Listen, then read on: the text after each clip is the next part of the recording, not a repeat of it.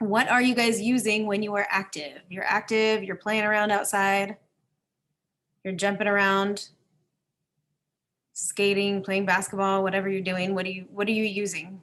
Using energy. Good, Angelina. Muscles, yes. Jacob, but you're also using muscles when you're just sitting here doing nothing.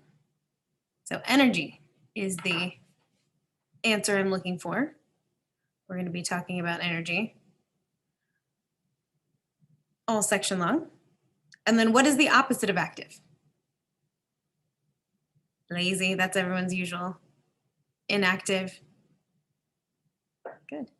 Those are both the opposite of active, but for our intents and purposes, the opposite of active is going to be passive. We're going to be talking about active and passive transport. Hi, Christopher. So active, you are using energy. The opposite of active for these notes is passive. What does it mean to transport something?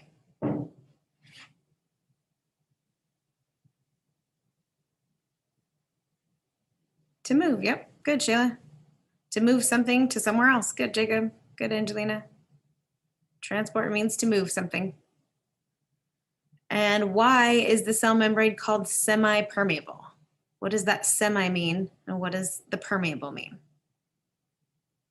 We did this in our notes last week.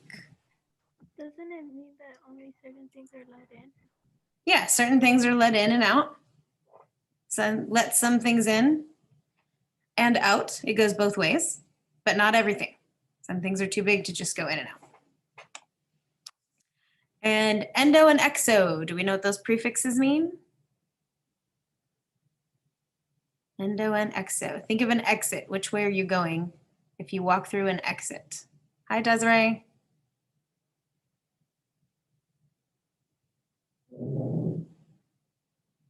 Endo means in, yep.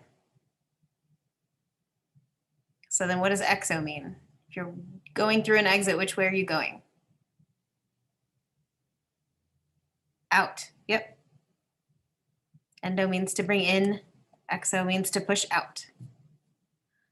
And vesicles is one of your organelles that we talked about in section 3.2. Who remembers the function? What's the function of vesicles?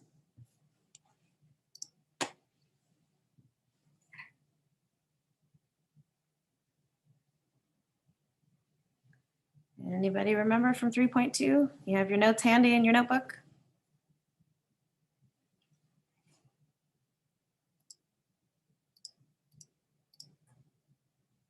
To carry molecules to where they need to go inside of a cell. Very good. Hi, Heather.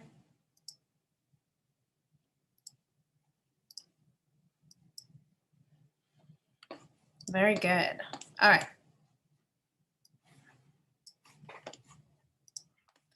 So moving on, we are starting our last two sections of our chapter.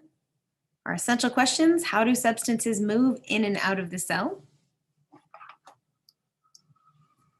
And we are doing 3.4 and 3.5 together. They're both short and they're both about transport in and out of the cell.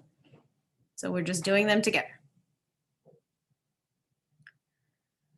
So our key concept: materials can move across membranes.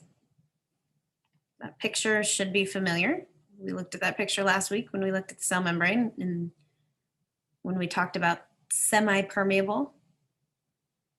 Some things can get into the cell. Some things can come out of the cell.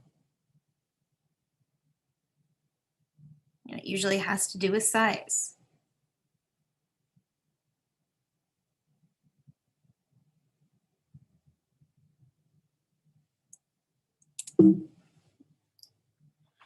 Passive transport. This is transport without using energy, the opposite of active. So small molecules move straight through the cell membrane without using energy. During passive transport, molecules move from an area of high concentration to an area of low concentration.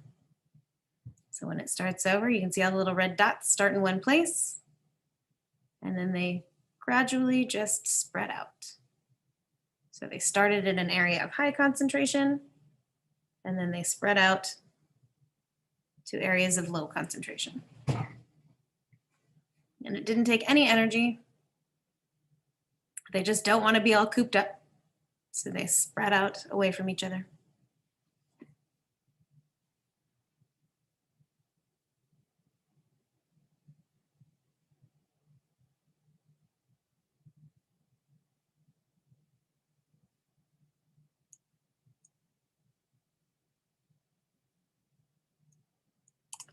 There's two types of passive transport. Diffusion and osmosis are the two main types. And then there's two types of diffusion. There's simple diffusion and facilitated diffusion. And both of those are being modeled in the GIF. I did a lot of GIFs this time because we're talking about processes. And it's easier to talk about processes if you can actually visualize them. I'm visual, so I always like GIFs and videos. I learn better when stuff is visual and not just words.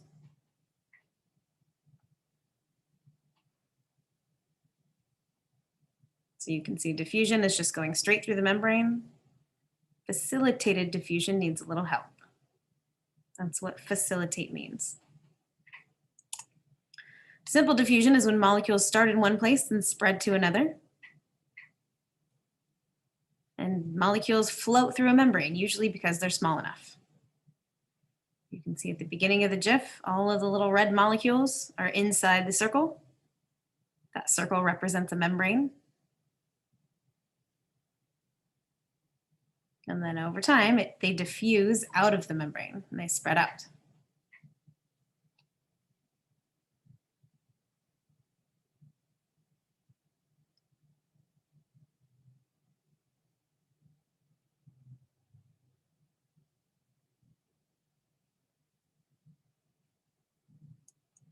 Osmosis is the diffusion of water.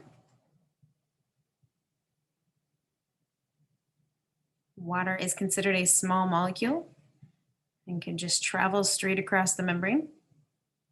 That's those little blue and gray molecules, and you can see they're going both ways. We don't know which way's in and which way's out, but we can see the water cross the membrane going both ways. The green molecules, whatever they are, they can't. They're too big.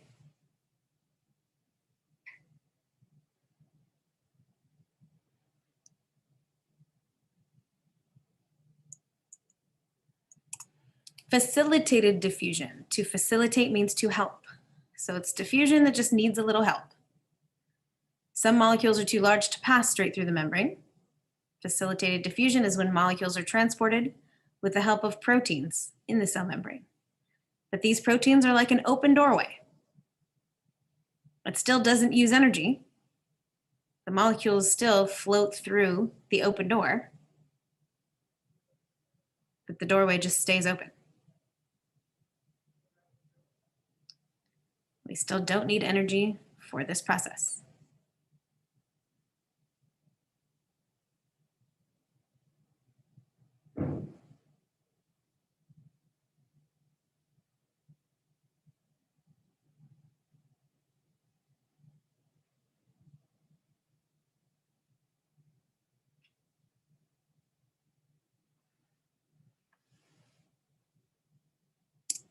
All right, 3.5. Like I said, we're doing these together because they are short.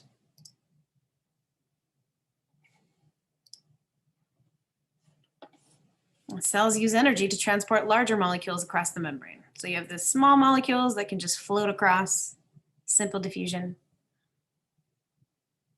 You have a little bit bigger molecules that need that open doorway to be able to float across because they just need a bigger area.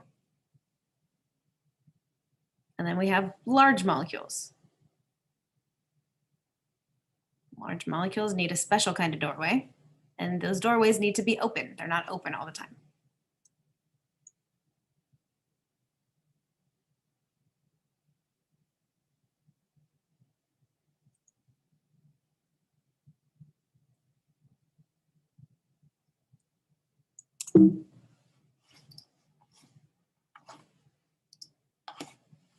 Active transport.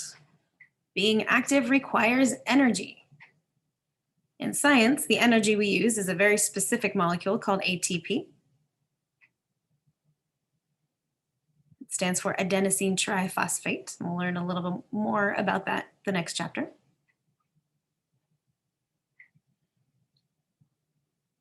But this is the opposite of diffusion. It's pushing molecules from low concentration to high concentration.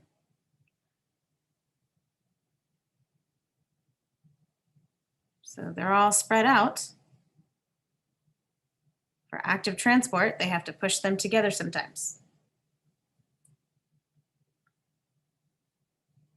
Active transport occurs just through transport proteins, just like facilitated diffusion. But the doorway doesn't just stay open. Energy is actually needed to open it. I'll see when it starts over.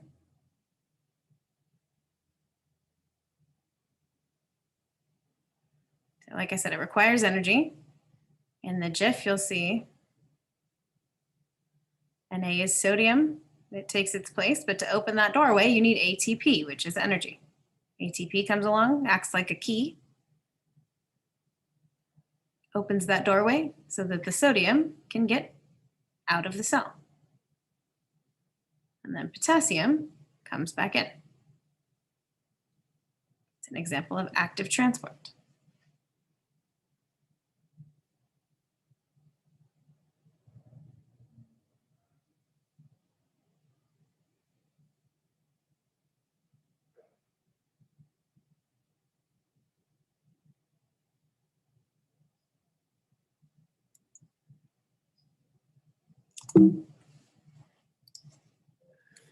Endocytosis. Like I said, endo means in or internal, bringing something into the cell. This is an example of active transport, so it's a process that needs energy. And you can see in the picture, part of the plasma membrane just folds around the particles and brings them into the cell. And the little bubble they make is a vesicle.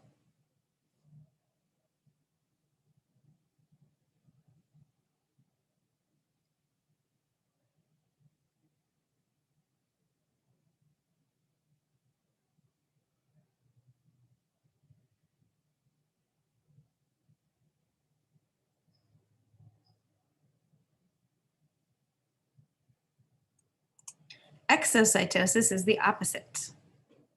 If you think of exit, you think of expel. This is pushing stuff out that the cell doesn't need anymore. So material is packaged in vesicles. The vesicle fuses to the cell membrane and expels the material out of the cell. And again, this is a process that requires energy because it is an example of active transport.